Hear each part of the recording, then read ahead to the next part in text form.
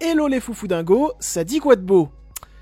Je suis pas sûr de cette intro, vraiment, là, Bon, c'est pas grave. Aujourd'hui, on se retrouve pour une nouvelle critique où il sera question d'un film dont j'avais très envie de vous parler, à savoir Bonne Conduite, réalisé par Jonathan Barré. Alors, pourquoi j'avais très envie de vous parler de ce nouveau film de Jonathan Barré? Eh bien, tout simplement parce que j'aime beaucoup son cinéma, ce qu'il apporte au cinéma français. Je suis un grand défenseur de La folle histoire de Max et Léon et des Vedettes, qui sont deux films que j'aime beaucoup. Deux films qui avaient été faits avec le duo comique Grégoire Ludig, David Marsay. C'était donc deux films du Palmachot. J'attendais beaucoup Bonne Conduite et avait très envie de vous en parler pour une autre raison également, c'est le tout premier film que réalise Jonathan Barré qui n'est pas estampillé comme un film du Palmachot. En effet, là où pour La folle histoire de Max et Léon et les Vedettes, Grégoire Ludig et David Marsay avaient participé à l'écriture, eh bien ce n'est pas le cas pour Bonne Conduite. Bonne Conduite a été écrit seulement par Jonathan Barré et Laurent Verriot. Et donc d'un certain côté, je me disais que Jonathan Barré allait avoir plus de liberté pour ce qui est de la mise en scène et de l'écriture. Non pas qu'il en avait pas lorsqu'il avait réalisé La folle histoire de Max et Léon et les Vedettes. Je ne dis absolument pas ça. Et donc voilà, j'ai tout résumé, c'est parti pour une nouvelle critique sur Bonne Conduite, les foufous dingos. Faut vraiment que j'arrête de vous appeler comme ça, c'est plus possible, hein.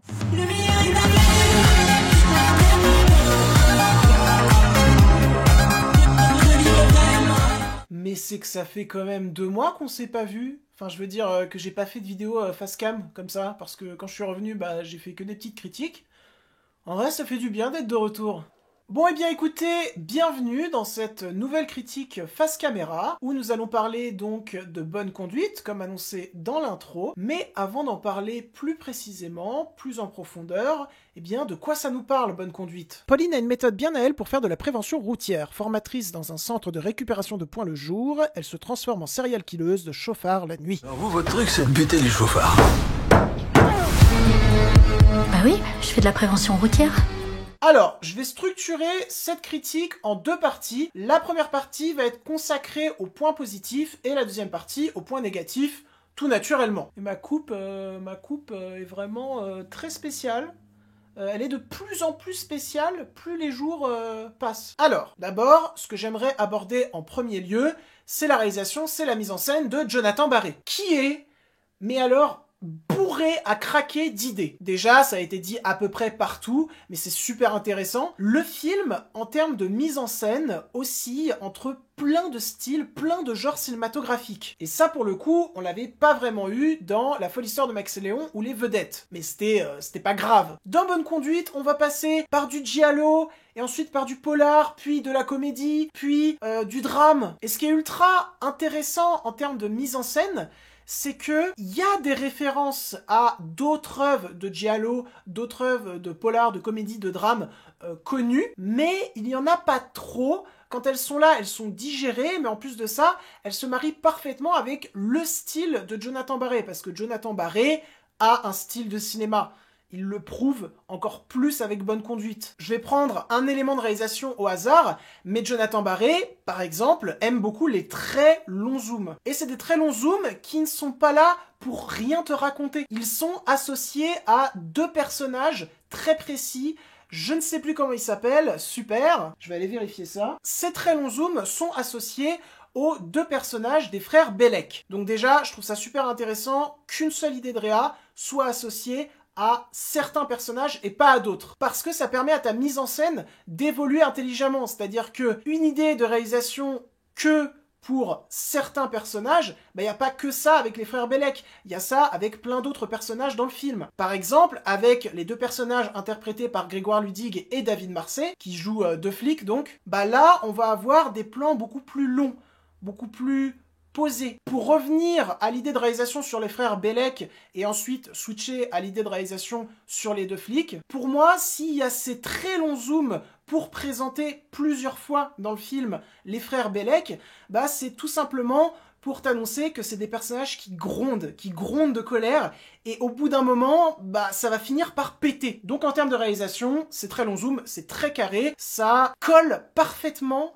à l'écriture des persos. Et pour ce qui est de l'idée de réalisation avec des cadres beaucoup plus posés, avec des plans beaucoup plus longs sur les 2 flics, pour moi, encore une fois, ça colle parfaitement avec l'écriture des persos, parce que ces 2 flics qui sont un petit peu nonchalants, qui sont un petit peu gauches, vraiment je trouve que ça colle parfaitement. Et donc voilà, chaque perso dans le film a son propre style de réalisation. C'est vachement intéressant. Mais se marie à ses idées de réalisation plutôt que propre style de réalisation, vous allez voir pourquoi, se marie à ses idées de réalisation attitrées, une réalisation collant à un genre cinématographique. Je sais pas si c'est très clair ce que je dis, ça fait longtemps que j'ai pas fait de critique face cam. Généralement, j'improvise totalement dans mes critiques face cam. C'est encore le cas là maintenant, j'improvise totalement. Donc j'espère que c'est clair, que je m'éparpille pas trop quoi. Par exemple, pour les frères Bellec, pour moi, c'est vraiment une réalisation de polar. Et je trouve que, encore une fois, ça colle parfaitement au perso, c'est super intéressant. Là où pour le personnage de Lorca Lamy, on va avoir beaucoup plus une réalisation type giallo ou type drame, avec des plans plus serrés, assez longs également, avec des plans aussi très colorés, donc qui font très giallo. Je pense notamment à cette scène d'intro du film, qui d'ailleurs, soit dit en passant, est absolument géniale et trop bien éclairée. Déjà, les néons sont super beaux, ils donnent quelque chose de très agréable pour la rétine. Mais en plus de ça, après cette scène avec les néons, on enchaîne sur une scène de course-poursuite en bagnole de nuit et qui est super bien éclairée. Et apparemment, Jonathan Barré n'a pas utilisé de nuit américaine pour cette scène de course-poursuite. Et donc, c'est une véritable prouesse pour moi d'avoir aussi bien éclairé cette scène. Ah, je m'éparpille. Mais donc voilà, pour finir sur la réalisation, il y a des idées de réalisation que j'aime beaucoup, des idées attitrées. Il y a également des styles de cinéma qui se marient parfaitement les uns et les autres. Et surtout, ce qui est kiffant, c'est de voir que Jonathan Barré a envie de tenter plein de nouvelles choses. Tout le temps, c'est quelqu'un qui déborde d'idées de cinéma fortes. Maintenant, je vais passer à l'écriture qui est assez similaire à la réalisation, à la mise en scène du film, c'est-à-dire que, encore une fois, c'est bourré d'idées, encore une fois, ça saute de style de cinéma en style de cinéma, et de façon habile, de façon fluide. Quand c'est dans de la comédie, personnellement, ça m'a fait pas mal rire, et quand c'est du drame, ça m'a pas mal ému également. Il y a toute une scène avec Thomas VDB, où Lorca Lamy et Thomas VDB sont en train de manger ensemble. On a une réalisation qui est très sobre, très douce, et qui colle parfaitement au récit, à ce qui est en train de nous délivrer les personnages. C'est une scène qui est vraiment très touchante, très amère un petit peu, et qui marche vraiment beaucoup.